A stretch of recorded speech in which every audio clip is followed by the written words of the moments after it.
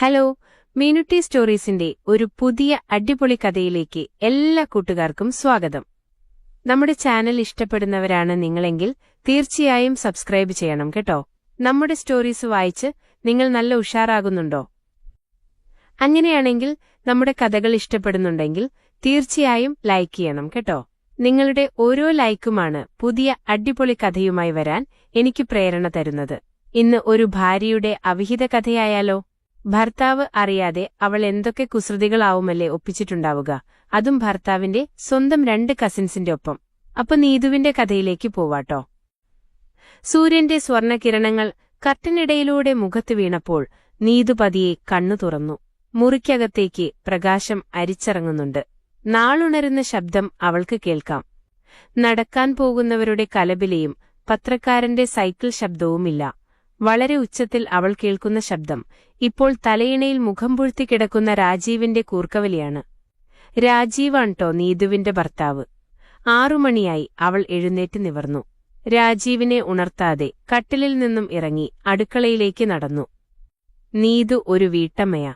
10ൽ പഠിക്കുന്ന കുട്ടിയുടെ അമ്മയാണെന്ന് പറഞ്ഞാൽ ആരും വിശ്വസിക്കുകയില്ല. ഇടത്തരം കുടുംബത്തിൽ ജനിച്ചു വളർന്ന നീതുവിനെ 18 വയസ്സ് കഴിഞ്ഞപ്പോഴേ വിവാഹം കഴിപ്പിച്ചു. നീതുവും രാജീവും തമ്മിൽ 10 വയസ്സിന്റെ വ്യത്യാസമുണ്ട്. രാജീവ് സർക്കാർ ഉദ്യോഗസ്ഥനാണ്. രാജീവിന്റെ കല്യാണാലോചന വന്നപ്പോൾ തന്നെ മറ്റൊന്നും ആലോചിക്കാതെ നീതുവിന്റെ വീട്ടുകാർ അതങ്ങ് നടത്തി. രാജീവ് ജോലിയിൽ വളരെ കർക്കശക്കാരനാണ്. അതിനാൽ തന്നെ ഇടയ്ക്കിടയ്ക്ക് ട്രാൻസ്ഫറും കിട്ടുന്നുണ്ട്. രാജീവ് ജോലിയിലൊഴികെ ബാക്കി കാര്യങ്ങളെല്ലാം ശരാശരിയുമാണ് കേട്ടോ. നീതുവിനെപ്പറ്റി പറയാനാണെങ്കിൽ ആര് കണ്ടാലും നോക്കി നിൽക്കുന്ന സൗന്ദര്യം. അത്യാവശ്യം ഉയരം. ഉയരത്തിനൊത്ത് തടി, നല്ല ഗോതമ്പിന്റെ നിറവും നീണ്ട തലമുടിയും. ഒരു നാടൻ സുന്ദരി. ആ തുടുത്ത മുഖവും മുൻഭാഗവും പിൻഭാഗവും ആവേശത്തിലേറെ തുടുപ്പും മുഴുപ്പും. അപ്പൊ പിന്നെ പറയാനുണ്ടോ? 1-ാം തരം കിടിലൻ പെണ്ണ് തന്നെ. വീടിന്റെ പുറത്തു പോകുമ്പോൾ സാരിയാണ് സ്ഥിരം വേഷം. പുരുഷ കേസരികളുടെ ആ കണ്ണുകൾ ദേഹത്തുനിന്ന് അവൾ അഭിമാനത്തോടെ ആസ്വദിച്ചിരുന്നു. ഇതുവരെയും. പക്ഷെ ഭർത്താവിനെയോ കുടുംബത്തെയോ വഞ്ചിക്കുന്ന ഒന്നും തന്നെ അവളുടെ ഭാഗത്തുനിന്നുണ്ടായിട്ടില്ല. നീതുവിന് ഷോപ്പിംഗാണ് ഏറ്റവും ഇഷ്ടം. രാജീവ് അത്യാവശ്യം നല്ല പിശുക്കനാ. മരിച്ചു കിടന്നാലും ചമഞ്ഞു കിടക്കണം എന്ന നീതുവിന്റെ പോളിസി അതുകൊണ്ട് നടപ്പായിരുന്നില്ല. നീതു ചായ വെച്ചു. ചായയുടെ സുഗന്ധം അവിടെ ആകെ വ്യാപിച്ചു. ഒരു കപ്പ് ചായയുമായി റൂമിലേക്ക് നടക്കുകയാണവൾ. അവിടെ ചെന്നപ്പോൾ രാജീവ് അതാ രാവിലത്തെ ആ ഉറക്കത്തിൽ അല്പം സ്വൽപ്പം ആ പൗരുഷത്തിന്റെ വലിപ്പവും ഉയർത്തിയാണ് കിടക്കുന്നത്. അത് കണ്ടപ്പോഴേക്കും ശരിക്കും അവൾ ഒരു നിമിഷം ആലോചിച്ചു. ചായക്കപ്പ് മേശയിൽ വെച്ചു. രാജീവിന്റെ പുതപ്പിന്റെ ആ താഴേക്ക് അവൾ മൂണ്ടുകയറി. അതിനുശേഷം അവൾ ആഞ്ഞിന്ന് പണിയാൻ തുടങ്ങി. രാജീവ് ഉറക്കത്തിൽ ഞെട്ടിയെഴുന്നേറ്റ് നിന്നു. നീതു അറിഞ്ഞില്ല. അയാൾ അവൾക്ക് തലമുടിയിലൂടെ മെല്ലെ തലോടി. എന്താണ് നീതു ആർത്തിയോടെ ചെയ്യുന്നതെന്ന് രാജീവ് കൗതുകത്തോടെ കാണുകയായിരുന്നു. അധികം നീളവും വണ്ണവും ഒന്നുമില്ല, ഒരു ശരാശരി. അതുകൊണ്ട് അവൾക്ക് അത് ഹാൻഡിൽ ചെയ്യാൻ അധികം ബുദ്ധിമുട്ടുമില്ലാട്ടോ. കുറെ കഴിയുമ്പോഴേക്കും അവൾ നന്നായി തന്നെ. കുറച്ചു സമയം കഴിയുമ്പോഴേക്കും രാജീവ് അതാ ആ പടക്കവും അങ്ങ് പൊട്ടിച്ചു. നീതു ചുംബനവും കൊടുത്ത് എഴുന്നേറ്റ് ബാത്റൂമിലേക്ക് പോയി. നീതുവിന് നിരാശയായി. ഒരുപാട് ആഗ്രഹിച്ചാണ് അവൾ ഇപ്പോൾ ഒന്ന് തുടങ്ങിവെച്ചത്. പക്ഷെ ഏതാണ്ട് 1.5 മിനിറ്റ് അത് കഴിഞ്ഞപ്പോ തന്നെ രാജീവ് പോയല്ലോ. ദൈവമേ, ഇപ്പോൾ എല്ലാം ഇങ്ങനെയാ. നീതു നിരാശയോടെ ഓർത്തു. ഒരു വഴിപാടുപോലെ എങ്ങനെയെങ്കിലും കഷ്ടപ്പെട്ടാണ് അവൾ ഇതുപോലുള്ള സാഹചര്യം സൃഷ്ടിച്ചെടുക്കുന്നേ. പക്ഷേ രാജീവ് നന്നായി തന്നെ അതൊക്കെ ഒഴിവാക്കും. പൊതുവെ അയാൾ മടിയനുമാണ്. അവൾ നല്ലതുപോലെ ഒന്ന് സുഖിപ്പിച്ചിട്ട് കാലങ്ങളായി. വല്ലപ്പോഴും ഇതുപോലെ എന്തെങ്കിലുമൊക്കെയൊന്ന് നടന്നാൽ നടന്നു. പക്ഷേ അവൾക്ക് പരാതിയൊന്നുമില്ലാട്ടോ. ഇതെല്ലാം ഇപ്പോൾ നീതു പൊരുത്തപ്പെട്ടിട്ടുണ്ട്. രാജീവ് ബാത്റൂമിൽ നിന്ന് ഇറങ്ങുന്നതിനു മുന്നേ തന്നെ ബ്രേക്ക്ഫാസ്റ്റൊക്കെ അവൾ റെഡിയാക്കി. എടോ, നാളെ അഭിയും അച്ചുവും ഇങ്ങോട്ട് വരുന്നുണ്ട്. അവരുടെ പ്രൊജക്ട് ചെയ്യാൻ ഒരാഴ്ച ഇവിടെ കാണും. അതെയോ? അവരെ കണ്ടിട്ട് കുറേയായല്ലോ. ബാംഗ്ലൂരല്ലേ അവർ? അതെ. അപ്പൊ പിന്നെ ഇവിടെ എന്താ പരിപാടി? ഒരു പ്രൊജക്ട് വർക്കുണ്ടെന്നേ. അതിന്റെ എന്തോ പരിപാടി തീർക്കാനാ. എന്തു വർക്ക്? അമ്മാവന്മാർ ഗൾഫിൽ കിടന്ന് കഷ്ടപ്പെടുമല്ലേ, അത്. ആ കാശ് അടിച്ചു പൊളിക്കാൻ ഇവന്മാർ ഓരോ കാരണങ്ങളുണ്ടാക്കി നടക്കുന്നു. നീതു ഒന്ന് മൂളി. പിന്നെയല്ലാതെ, ഈ പ്രായത്തിലല്ലാതെ ഇതൊക്കെ എപ്പോ നടക്കാൻ? അവർക്ക് ഇങ്ങോട്ടുള്ള വഴി അറിയുമോ രാജീവേട്ടാ? ഇല്ലടോ, നാളെ ഞാൻ പോയി കൂട്ടിക്കൊണ്ടുവരണം. അപ്പ ശരി, ഞാൻ ഇന്നിറങ്ങുവാ. അവിടെ നിന്ന് രാജീവ് ബൈ പറഞ്ഞ് പുറത്തേക്കിറങ്ങി. രാജീവിന്റെ രണ്ടമ്മാവന്മാരുടെ മക്കളാണ് അഭിയും അച്ചുവും. അത്യാവശ്യം അടിച്ചുപൊളി ലൈഫ് ഇഷ്ടപ്പെടുന്ന രണ്ട് ചുള്ളൻ ചെറുക്കന്മാർ. ഇപ്പോൾ നീതുവിനുള്ളത് 28 വയസ്സാ. അവിക്കും അച്ചുവിനും ഒരാൾക്ക് 24 ഒരാൾക്ക് 25 വയസ്സ്. ഒരുപാട് നാളായി അവരെ കണ്ടിട്ട്. 2 ദിവസത്തേക്ക് വീട്ടിൽ വിരുന്നുകാരും ഒരു നേരം പോക്കുമൊക്കെ ആവുമല്ലോ എന്നോർത്ത് നീതു പുഞ്ചിരിച്ചു. പിറ്റേന്ന് രാജീവ് റെയിൽവേ സ്റ്റേഷനിൽ നിന്ന് അവരെ പിക്ക് ചെയ്തു കൊണ്ടുവന്നു. ആഹാ, വീട് അടിപൊളിയാണല്ലോ രാജീവേട്ട. അതെയോ, താങ്ക് യു. ദേ ആ സൈഡിലാ നിങ്ങളുടെ റൂം. പോയി ഫ്രഷായിട്ട് വാട്ടോ. നീതു, ഫുഡ് എടുത്തു വെക്കാനുണ്ട്. ലഗേജൊക്കെ രണ്ടുപേരും സെറ്റാക്കി.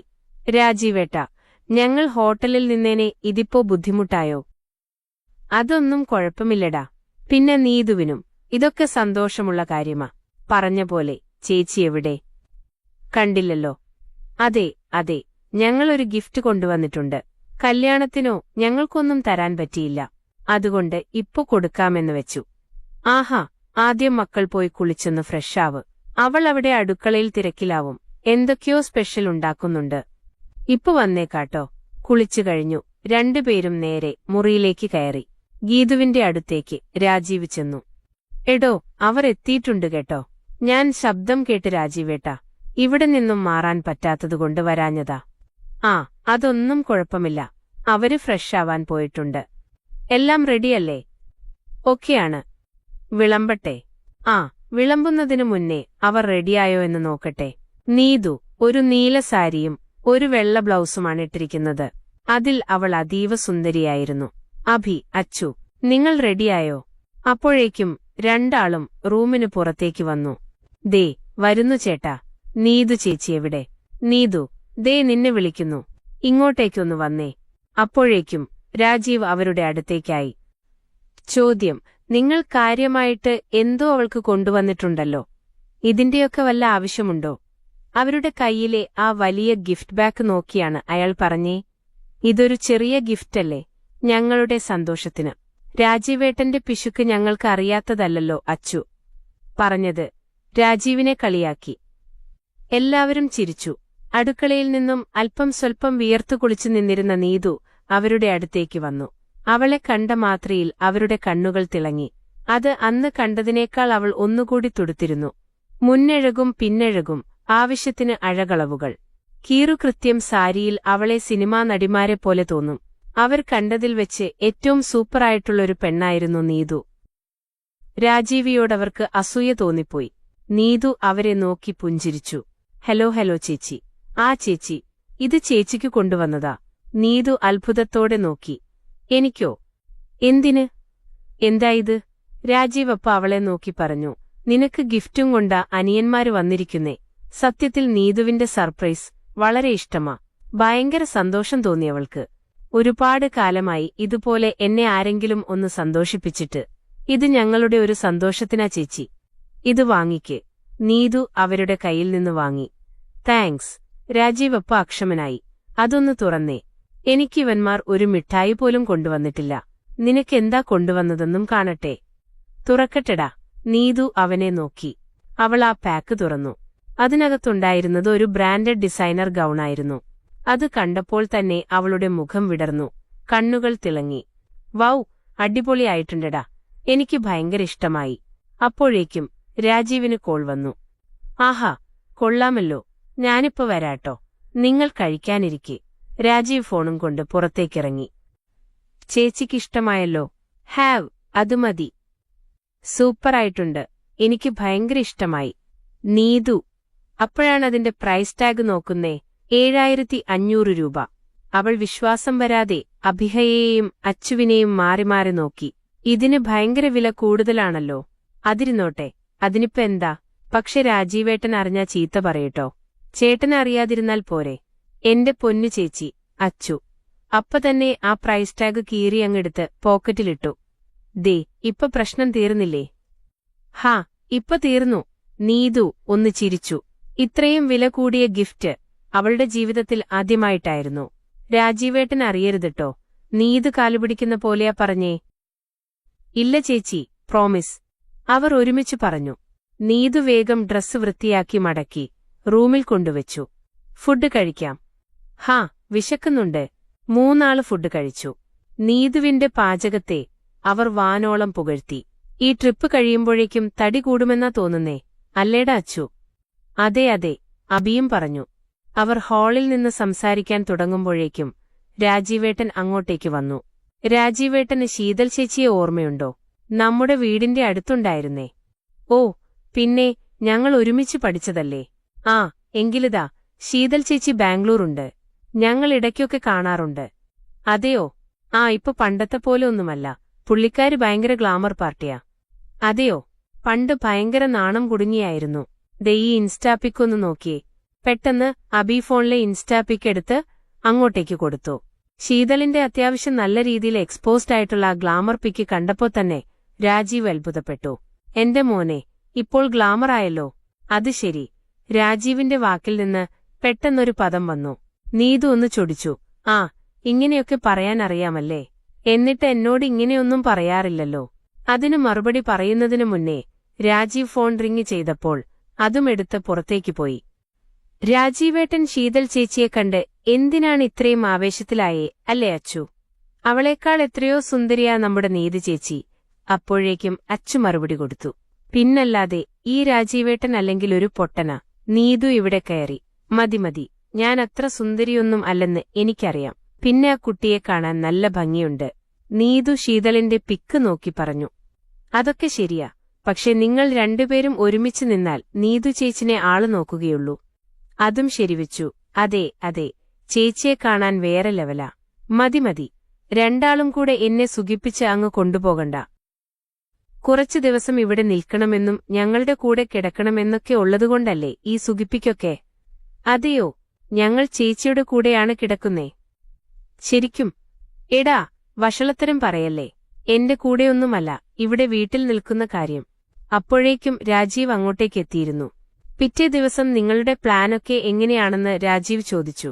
ചോദിക്കുമ്പോൾ വൈകിട്ടൊരു ഷോപ്പിംഗ് ഉണ്ടെന്നായിരുന്നു അവരുടെ മറുപടി. ആണോ? എങ്കിൽ നിങ്ങൾ നീതുവിനെ കൊണ്ടുപോയിക്കോ. ഞാൻ ഓഫീസിൽ നിന്ന് നേരെ നിങ്ങളുടെ സ്ഥലത്തേക്ക് വരാം. അപ്പോഴേക്കും നീതുവിനതിഷ്ടപ്പെട്ടു. രാജീവിന് പണ്ടേ ഷോപ്പിംഗെന്ന് കേൾക്കുമ്പോൾ ദേഷ്യം. നല്ല ഐഡിയ. ഞാൻ ഇവരുടെ കൂടെ പൊയ്ക്കോളാം. എങ്കിൽ അങ്ങനെയാവട്ടെ. പിറ്റേ ദിവസം രാവിലെ അവർ നീതുവിന്റെ ഉടുത്തിരുന്ന സാരിയെപ്പറ്റിയും അവളുടെ കുക്കിങ്ങിനെപ്പറ്റിയുമൊക്കെ നന്നായി പൊക്കിപ്പറഞ്ഞു. ഈ രാജീവേട്ടന്റെ ഒരു ഭാഗ്യം. അതെന്താടാ? അതോ എന്നും ചേച്ചിയുടെ കൂടെ ഇങ്ങനെ കിടക്കാലോ? അതുമാത്രമല്ല, ഇതുപോലെ ഒളിവും മറയുമില്ലാതെ ഈ സൗന്ദര്യം ആസ്വദിക്കാലോ. അവൾക്ക് പെട്ടെന്ന് നാണം വന്നു. കവിളൊക്കെ തുടുത്തു. ഒന്ന് ചുമ്മാ ഇരുന്നേ പിള്ളേരെ. നിങ്ങളെന്തിനാ എന്നോട് ഇങ്ങനെയൊക്കെ പറയുന്നേ? എന്താ, ഞങ്ങളുള്ളത് ഉള്ളതുപോലെ പറഞ്ഞതാണോ പ്രശ്നം? ഞങ്ങൾക്കിങ്ങനെ ഒളിച്ചുവെച്ചൊന്നും ശീലമില്ല ചേച്ചി. പിന്നെ വൈകിട്ട് ഷോപ്പിങ്ങിന് പോകണ്ടേ? ആ, പോവാലോ. നീതു നല്ല ഉഷാറായിരുന്നു. ചേച്ചി, ഞങ്ങൾ കൊണ്ടുവന്ന് ഗൗണിട്ട് നോക്കിയില്ലല്ലോ. ഇല്ലടാ, ഇന്ന് വൈകുന്നേരം എത്തി നോക്കാട്ടോ. കുറച്ചു സമയം കഴിയുമ്പോഴേക്കും അവർ അവിടുന്ന് പ്രൊജക്ടിന്റെ ആവശ്യത്തിനായി ഇറങ്ങി. വൈകിട്ടൊരു 5:15 തിരിച്ചെത്തി. അങ്ങനെ ജോലിയൊക്കെ കഴിഞ്ഞു നിൽക്കുമ്പോൾ, വാ നമുക്ക് പോകാം ഷോപ്പിങ്ങിന്. റെഡിയായി ഒരു ഓറഞ്ച് നിറത്തിലെ സാരിയും എടുത്താണ് അവളിപ്പോൾ നിൽക്കുന്നേ. സുന്ദരിയായിട്ടുണ്ട്. ചേച്ചിയുടെ ഒപ്പം പോകാൻ പറ്റിയത് ഞങ്ങളുടെ ഭാഗ്യം. കുറച്ചുപേർ അസൂയയോടെ ഞങ്ങളെ നോക്കും. ഏതായാലും ഈ ചെക്കന്മാരുടെ ഭാഗ്യം വന്നു. അങ്ങനെ അവർ മാളിലെത്തി. അവിടുത്തെ ഷോപ്പിങ്ങിനിടയിൽ അച്ചു ചേച്ചിയെ വിളിച്ചു. നീതു ചേച്ചി, ഒന്നിങ്ങോട്ട് വരുമോ? എന്താടാ? ചേച്ചിക്ക് എന്തെങ്കിലും ഒരു ഗിഫ്റ്റ് വാങ്ങിത്തരണമെന്ന് ഞാൻ വിചാരിക്കുന്നുണ്ട്. അതല്ലേ ഇന്നലെ നിങ്ങൾ ഗിഫ്റ്റ് തന്നേ കുട്ടികളെ? അയ്യോ, ഇതങ്ങനെയല്ല ചേച്ചി, എന്റെ പേഴ്സണലായിട്ടുള്ള ഒരു ഗിഫ്റ്റ്. ഹേയ്, എനിക്കിനി ഗിഫ്റ്റൊന്നും വേണ്ട. നല്ല ചേച്ചിയല്ലേ, പറയുന്നത് കേൾക്ക്. ചേച്ചിക്ക് എന്താവശ്യംന്ന് വെച്ചാല് അത് പറഞ്ഞാ മതി. ഞാൻ അത് തന്നെ വാങ്ങിത്തരാം. നീതു ആലോചിച്ചു. അങ്ങനെ പ്രത്യേകിച്ച് എനിക്കിപ്പോഴൊന്നും കിട്ടുന്നില്ലടാ. വേണമെന്നില്ല. അങ്ങനെ പറഞ്ഞാൽ എങ്ങനെ ചേച്ചി? വാങ്ങിത്തന്നിട്ടേ ഞാൻ പോവുകയുള്ളൂ. നല്ല വില കൂടിയ സൂപ്പർ ഡ്രസ്സൊക്കെ ഇവിടെ കിട്ടും. അതുമാത്രമല്ല, ചേച്ചിക്ക് വേണ്ടി കുറച്ച് സ്റ്റൈൽ ആൻഡ് മോഡേൺ ആയിട്ടുള്ള സാധനമൊക്കെ കിട്ടും. ചേച്ചി ഉള്ളിലിടുന്നതൊക്കെ എടുത്തങ്ങോട്ട് കളയും. കുറച്ച് മോഡേൺ സാധനങ്ങൾ വാങ്ങിത്തരാം, നല്ല വില കൂടിയത്. അത് കേട്ടപ്പോഴേക്കും നീതുവിന്റെ മനസ്സൊന്ന് ഇളകി. എങ്കിൽ പിന്നെ അങ്ങനെ ആയിക്കോട്ടെ. അവർ അടുത്തു തന്നെ കണ്ട ഷോറൂമിലേക്കൊന്ന് കയറി. നീതുവിന്റെ കറക്റ്റ് സൈസ് ഗസ് ചെയ്ത് അവൻ പറഞ്ഞു, ഒരു 36 ആയിക്കോട്ടെ. അതിന്റെ സി സൈസ് എടുത്തോളൂ. നീതു അത്ഭുതപ്പെട്ടു. എന്നാലും ഇവൻ എങ്ങനെ കറക്റ്റ് കണ്ടുപിടിച്ചു? ചോദിച്ചു. എടാ, നിനക്കെങ്ങനെ മനസ്സിലായി? ഓ അതോ, അതിപ്പോ അത് മനസ്സിലാക്കാൻ വലിയ പണി വേണോ ചേച്ചി? കുറച്ച് കോമൺ സെൻസ് ഉണ്ടായാൽ പോരെ. അത് വാങ്ങി തിരിച്ചു വരുമ്പോഴേക്കും നീതു ഒരു സ്വപ്നലോകത്തു തന്നെയായിരുന്നു. അവിടെ എത്തുമ്പോഴേക്കും അതാ രാജീവേട്ടൻ വന്നു. അഭി രാജീവേട്ടനുമായി വർത്തമാനം പറയുകയാണ്. അച്ചു വാങ്ങിക്കൊടുത്ത ഗിഫ്റ്റും കയ്യിൽ പിടിച്ചാണ് അവൾ അങ്ങോട്ടേക്ക് ചെന്നേ. അപ്പ തന്നെ അഭി നീതുവിനെ വിളിച്ചുകൊണ്ട് ഇപ്പുറത്തേക്ക് മാറി. എനിക്ക് ചേച്ചിക്കൊരു പേഴ്സണൽ ഗിഫ്റ്റ് വാങ്ങിത്തരണമെന്നുണ്ട്. നീ ചിരിച്ചു. ഈ പിള്ളേരുടെ ഒരു കാര്യം. ദേ, അച്ചു വാങ്ങിത്തന്നതാ എന്റെ കയ്യിലിരിക്കുന്നേ. അത് ശരി. അവനൊപ്പം മുകളിലേക്കുള്ളത് വാങ്ങിച്ചോ? ഞാൻ എന്നാ താഴേക്കുള്ളത് വാങ്ങിക്കാം. ചേച്ചി ഇങ്ങ് വന്നേ. അതും പറഞ്ഞ് നീതുവിനെയുമായി സെയിം കടയിലേക്ക് അവൻ ചെന്നു. നല്ല അടിപൊളി ഒരു സൂപ്പർ സാധനം അവളുടെ പിന്നാമ്പുറത്തിന്റെ ഭംഗി മറിക്കുന്നത് നോക്കി അവൻ വാങ്ങി. ഏതാണ്ട് രണ്ടും കൂടെയും ഒരു 1,50,000 രൂപയുടെ ചെലവ് തന്നെ വന്നു കേട്ടോ. അത്രയും വില കൂടിയതൊക്കെ നീതു ആദ്യമായിട്ടാണ് വാങ്ങിക്കുന്നത്. അവൾക്ക് ഒരുപാട് സന്തോഷമായി.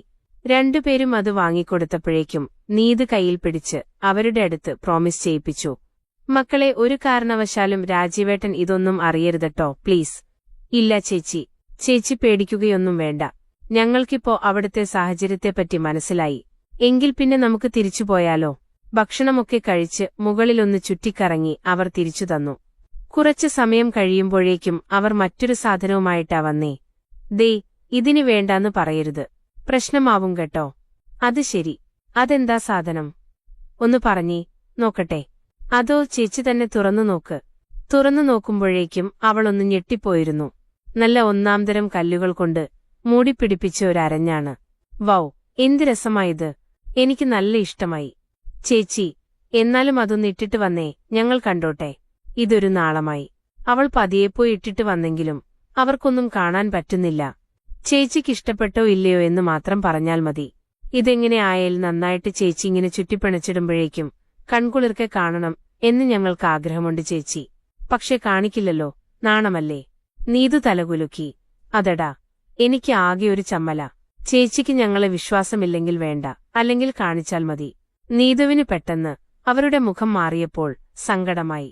ഞാൻ കാണിച്ചുതരാം. രാജീവേട്ടൻ ഇതൊന്നും അറിയരുതിട്ടോ. ഇല്ലെന്നേ. ചേച്ചി പേടിക്കണ്ട. രണ്ടുപേരും സോഫയിലിരിക്കുകയാ.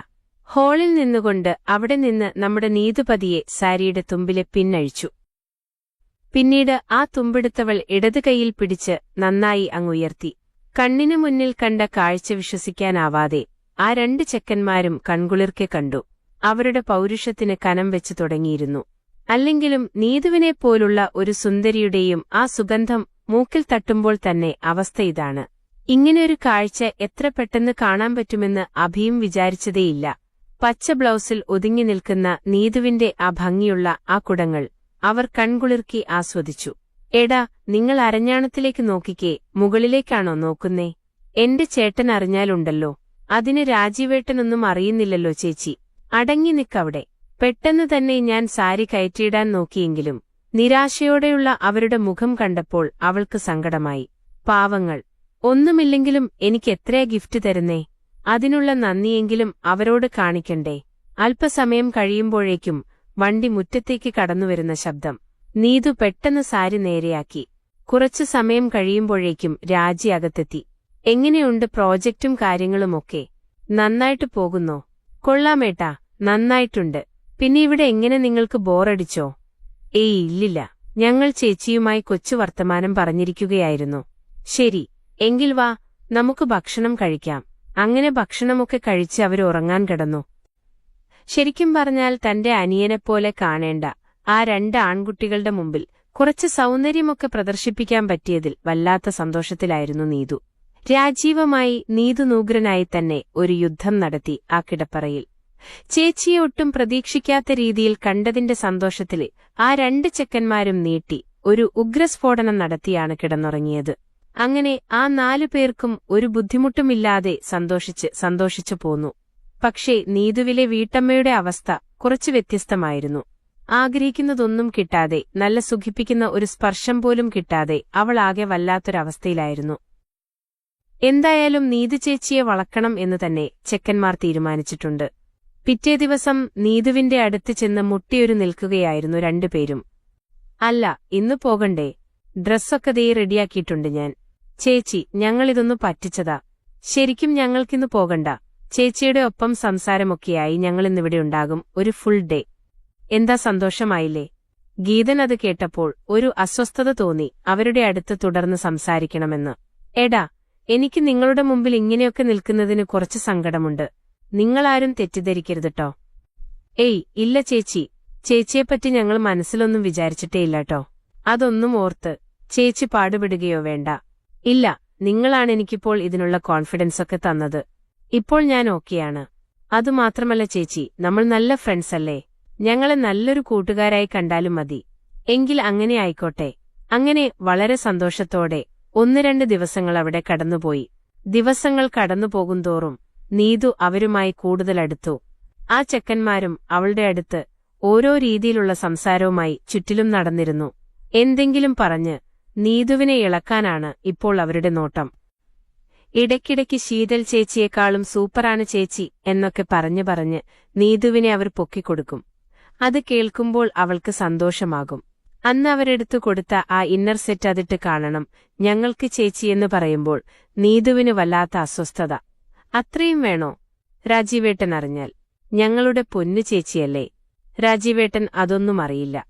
ഇത്രയും പൈസ കൊടുത്തു വാങ്ങിയിട്ട് ചേച്ചിക്കത് വേണ്ടെന്നാണെങ്കിൽ ഞങ്ങളത് കളഞ്ഞേക്കാം. ഇങ്ങ് തന്നേക്കൂ. ചേച്ചിയുടെ സൗന്ദര്യത്തിന്റെ ആരാധകരാണ് ഞങ്ങൾ. അതുകൊണ്ട് പറഞ്ഞു പോയതാ. ചേച്ചിക്ക് വേണമെങ്കിൽ മാത്രം മതി. നീതുവിന് അവരോട് സഹതാപം തോന്നി. ശരിയടാ, രാജീവേട്ടനില്ലാത്ത ഒരു ദിവസം തീർച്ചയായും അതൊക്കെ ഇട്ട് ഞാൻ കാണിക്കാട്ടോ. ആ വാക്കുകൾ നമ്മുടെ അച്ചുവിനും അഭിജിക്കും കൊടുത്ത ആശ്വാസവും സന്തോഷവും ചെറുതല്ല. കുറച്ചു ദിവസം കഴിയുമ്പോഴേക്കും നീതു അവരുടെ അടുത്തുനിന്ന് ഏതാണ്ട് നാണം മറന്ന അവസ്ഥയിലായി. ഒരു ദിവസം വൈകിട്ട് രാജി എത്താൻ ലൈറ്റാകുമെന്ന് പറയുമ്പോഴേക്കും നീതു ആ ഗൗൺ ഇട്ടുകൊണ്ട് അവരുടെ മുന്നിലേക്ക് വന്നു. അത്ഭുതപ്പെട്ടു പോയിരുന്നു അഭിയും അച്ചുവും. ആരാ ഇത്? മാലാഖയോ? എന്തൊരു സൗന്ദര്യമാ ചേച്ചി, കണ്ടിട്ട് കണ്ണെടുക്കാൻ തോന്നുന്നില്ല. അപ്പോഴേക്കും അച്ചു പുറകിലേക്ക് വന്ന് അവളുടെ ഗൗണിന്റെ ആ സിബ്ബിൽ പിടിച്ച് താഴേക്കാക്കി. അടുത്ത നിമിഷം ആ ഗൗഡ് അവളുടെ ഷോൾഡറിൽ നിന്ന് ഊരി നിലത്തേക്ക് വീണു. അവർ ഒരുപാട് ആഗ്രഹിച്ച് എടുത്തുകൊടുത്തിരുന്ന ആ സെറ്റായിരുന്നു നീതു ഉള്ളിലിട്ടിരുന്നേ. എന്തൊരു കാഴ്ച! ആ കാഴ്ച കണ്ടപ്പോൾ വല്ലാത്ത മത്തായിപ്പോയി രണ്ടുപേർക്കും. അടുത്ത നിമിഷം അവരുടെ മുന്നിലെ ആ പൗരുഷത്തിന് ചൂടുപിടിക്കുന്നത് നന്നായി ഉയർന്നതും നീതു കണ്ടു. അവൾക്ക് നാണം വന്നു. വേണ്ടാട്ടോ, വേണ്ടാത്ത ചിന്തയൊന്നും എന്റെ അടുത്തേക്ക് കൊണ്ടുവരണ്ട പ്ലീസ്. അപ്പോഴേക്കും അച്ചുവും അനന്തവും നീതുവിന്റെ സൈഡിലെത്തിയിരുന്നു. കുത്തിവെച്ചിരുന്ന ഒരു വെണ്ണക്കൽ ശില്പം പോലെ 2 ചെറിയ കഷ്ണം തുണിയിൽ പൊതിഞ്ഞുവെച്ചിരിക്കുന്ന അവളുടെ അഭൗമ സൗന്ദര്യം രണ്ടുപേരും കൺകുളിർക്കി ആസ്വദിച്ചു. അടുത്ത നിമിഷം തന്നെ നീതുവിന്റെ പിന്നിൽ വന്ന് ഒരാൾ മുകളിലെത്തിയത് അഴിച്ചു, ഒരാൾ താഴ്ത്തതും. യാതൊരു മടിയും തോന്നിയില്ല നീതുവിന് അവരുടെ മുന്നിലിങ്ങനെ നൂൽബന്ധമില്ലാതെ നിൽക്കാൻ. പിന്നീട് പറയാനുണ്ടോ? 24ഉം 25ഉം വയസ്സ് മാത്രമുള്ള ആ ചോരത്തുളപ്പുള്ള ചെക്കന്മാരുടെ കയ്യിൽ കിട്ടിയാൽ പിന്നെ ഇവളുടെ കാര്യം പ്രത്യേകം പറയാനുണ്ടോ? എന്തൊരു കാഴ്ചയാണിത്! രാജീവേട്ടൻ എങ്ങനെ ഇതും കയ്യിൽ വെച്ച് കിടന്നുറങ്ങുന്നു ആവും? ഞാനായിരിക്കണം എന്റെ കയ്യിൽ കിട്ടിയാൽ ഇതിനെ ഞാൻ താഴെ വയ്ക്കുകയില്ല. ഓരോ പറച്ചയും കേട്ട് ഏതോ അത്ഭുതപ്പെട്ടു. ഈ ചെക്കന്മാര് ചുമ്മായുള്ള നാക്കിലെ സംസാരത്തിലൂടെ എങ്ങനെയൊക്കെയാണ് എന്നെ ഉഷാറാക്കിയിരിക്കുന്നത്. രാജീവേട്ടൻ എത്ര പണിപ്പെട്ടാലും എനിക്കങ്ങനെ മൂടൊന്നും ആവാറില്ല. പക്ഷേ ഇവരുടെ വാക്കുകൾ കേട്ടപ്പോഴേക്കും അടുത്ത നിമിഷം വാക്കുകളൊന്ന് പ്രവൃത്തിയിലേക്ക് മാറിയിരുന്നു. അവരുടെ ആ സന്ദർഭം കുറച്ചു നിമിഷം കഴിയുമ്പോഴേക്കും നമ്മുടെ നീതു രണ്ടുപേർക്കും മെത്തയായി. നീതുവിലേക്ക് അവർ പടർന്നു കയറി. ആദ്യമായി ഒരൊറ്റ പുരുഷന്റെ കരവിരുദ്ധത്തിൽ തന്നെ സുഖിക്കാൻ കഴിയാത്ത നീതുവിനാണ് രണ്ടുപേർ ഒന്നിച്ച് അവരുടെ കൈക്കരുത്തിൽ കിടന്ന് അവൾ അസാമാന്യ മെയ് വഴക്കത്തോടെ കൊതിച്ചു തുടങ്ങി. അല്പം സ്വൽപ്പം നേരം കഴിയുമ്പോൾ നിലവിളി തുടങ്ങി നീതുവിന്. സുഖം അവൾക്ക് കൺട്രോൾ ചെയ്യാൻ പറ്റുന്നില്ലായിരുന്നു. അല്പനിമിഷം കഴിയുമ്പോഴേക്കും രാജീവിന്റെ ഫോൺ വന്നു. വിൽക്കുന്ന ശബ്ദത്തോടെയാണ് നീതു ഫോണെടുത്തത്. ഈ സമയവും അവളുടെ ശരീരത്തിന്റെ ഇരുവശത്തും ആ രഹസ്യഭാഗങ്ങളിലുമൊക്കെ രണ്ടുപേരും നല്ല ഒന്നാംതരം തേരോട്ടം നടത്തുകയായിരുന്നു. രാജീവേട്ടാ, എന്താ പറഞ്ഞോളൂ, നീതു വിറവോടെ ചോദിച്ചു. അപരേട്ടാ, നീതു വീട്ടിലേക്ക് എന്തെങ്കിലും വാങ്ങിക്കണോ? വൈകിട്ട് ഞാൻ ഇറങ്ങുമ്പോൾ ലേറ്റാവും. അതോ? ഏട്ടാ, നല്ല മുഴുത്ത നേന്ത്രപ്പഴം വാങ്ങിക്കോളൂ, നല്ല വലുത്. ആ സമയത്ത് അങ്ങനെ പറയാൻ അവൾക്കെങ്ങനെ തോന്നിയെന്ന് നീതുവിന് തന്നെ അറിയില്ല. രണ്ടുപേരും അവളെ നുണഞ്ഞു സുഖിപ്പിച്ചുകൊണ്ടേയിരിക്കുകയാണ്. കുറച്ചു സമയം കഴിയുമ്പോഴേക്കും നീതു ആ സുഖത്തിന്റെ പാരമ്പതയിലെത്തിയിരുന്നു. ശരി, നിനക്കുവേണ്ടി മുഴുത്ത നേന്ത്രപ്പഴം തന്നെ കൊണ്ടുവരാം എന്ന് പറഞ്ഞ് രാജീവ് ഫോൺ കട്ട് ചെയ്തു.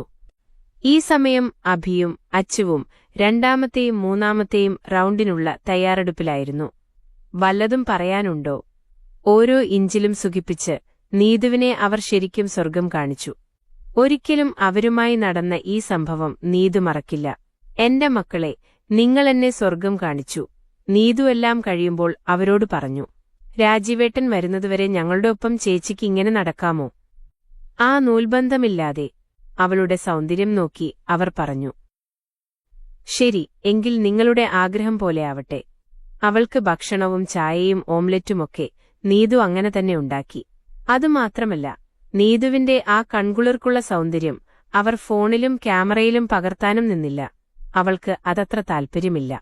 ചേച്ചിക്ക് അത്ര ഇഷ്ടമില്ലെങ്കിൽ ഞങ്ങള് ചെയ്യുന്നില്ല കേട്ടോ. അത് കേട്ടപ്പോഴേക്കും നീതുവിന് ഭയങ്കര ആശ്വാസമായി. അന്ന് രാത്രി രാജീവിനെ നന്നായി ഉറക്കിക്കിടത്തി നീതു ആ മുറിയിൽ നിന്ന് എഴുന്നേറ്റു. അഭിയും നമ്മുടെ അച്ചുവും കിടക്കുന്ന മുറിയിലെത്തുമ്പോഴേക്കും നീതു ആകെ വികാര തളരുകളിലായിരുന്നു. അവളുടെ ആ നോട്ടവും ഭാവവും കണ്ടപ്പോൾ തന്നെ അവൾക്ക് എന്താ വേണ്ടതെന്ന് രണ്ടുപേർക്കും മനസ്സിലായി. അടുത്ത നിമിഷം ആ രാത്രിയിലെ നേരിയ തണുപ്പിൽ അവർ മൂന്നാളും ഒന്നിച്ച് വീണ്ടും ഒരു ഉഗ്രൻ പരിപാടി തന്നെ നടത്തി. ചേച്ചിയെ കണ്ടാൽ പറയില്ല, ഇത്രയും സൂപ്പറായിട്ട് ഈ യുദ്ധം നടത്തുന്ന ആളാണെന്ന്. എന്തൊക്കെയാ കാണിച്ചുകൂട്ടിയെന്ന് വല്ല ഓർമ്മയുമുണ്ടോ? നീതു നാണത്തോടെ ചിരിച്ചു. പോടാ, അവിടുന്ന് കളിയാക്കാതെ. ഞങ്ങള് 2 ദിവസത്തേക്കും കൂടെ ഇവിടെ ഉണ്ടാവുള്ളൂട്ടോ. അത് കഴിയുമ്പോൾ പോകും. ദീപുവിന്റെ ആ പറച്ചിൽ കേട്ടപ്പോഴേക്കും അവളുടെ മുഖം മാറി. നിങ്ങൾ പോകുമോ? ഞാനൊന്ന് ആസ്വദിച്ചു തുടങ്ങിയതേയുള്ളൂ. ചേച്ചിക്ക് ആഗ്രഹമുണ്ടെങ്കിൽ ഞങ്ങൾ കുറച്ചു ദിവസം കൂടി എക്സ്റ്റെൻഡ് ചെയ്യാം. അവളുടെ കണ്ണു തുറന്നു. അതെയോ? തിളക്കമുള്ള കണ്ണുകളോടെ അത് കേട്ട് നീതു ചിരിച്ചു. എങ്കിലേ അങ്ങനെ ആയിക്കോട്ടെ. അതെ, ഞങ്ങളിവിടെ നിൽക്കണമെങ്കിൽ കുറച്ച് ചിലവൊക്കെയുണ്ട്. പൈസയുടെ ചിലവല്ല. ഞങ്ങൾ നീതു ചേച്ചി കുറച്ച് കഷ്ടപ്പെടേണ്ടി വരും. എന്താ, ഓക്കെയാണോ? നിങ്ങൾക്കു വേണ്ടി ഇനി എത്ര കഷ്ടപ്പെടാനും ഞാൻ തയ്യാറാ. ആ യുവാക്കൾ ആസ്വദിച്ചു ചിരിച്ചു. ഇനി എന്നും നമ്മുടെ ഈ നീതുവുമായിട്ടുള്ള ഓരോ ദിവസത്തെയും ആ യുദ്ധമുറകൾ ഓർത്തപ്പോൾ അവർക്കും ശരിക്കും നാണം വന്നുപോയി. അതുമാത്രമല്ല, ആവേശവും. അവളുടെ ആ തുടുപ്പും കൊഴുപ്പും ശരിക്കും പറഞ്ഞാൽ അവർ രണ്ടാളും നാട്ടിലേക്ക് പോകുന്നതിനു മുന്നേ നന്നായി കൂട്ടിയിട്ട് തന്നെയാ പോയത്. അല്ലെങ്കിലും കിട്ടാതിരിക്കുന്ന സമയത്ത് ഇതുപോലെ കിട്ടിക്കഴിഞ്ഞാൽ ഏതൊരു പെണ്ണാലെ 2 കൈകൾ നീട്ടി അത് സ്വീകരിക്കാത്തത്? നീതുവിന്റെ ഭാഗ്യമെന്നല്ലാതെ എന്തു പറയാൻ. ഈ കഥ ഇഷ്ടപ്പെട്ടോ എല്ലാവർക്കും? തീർച്ചയായും ലൈക്ക് ചെയ്യാൻ മറക്കരുത് ട്ടോ. ചാനൽ സബ്സ്ക്രൈബ് ചെയ്യാനും. അടുത്ത ദിവസം മറ്റൊരു സൂപ്പർ കഥയുമായി നിങ്ങളുടെ മീനുട്ടി വീണ്ടും വരും. Bye bye dears.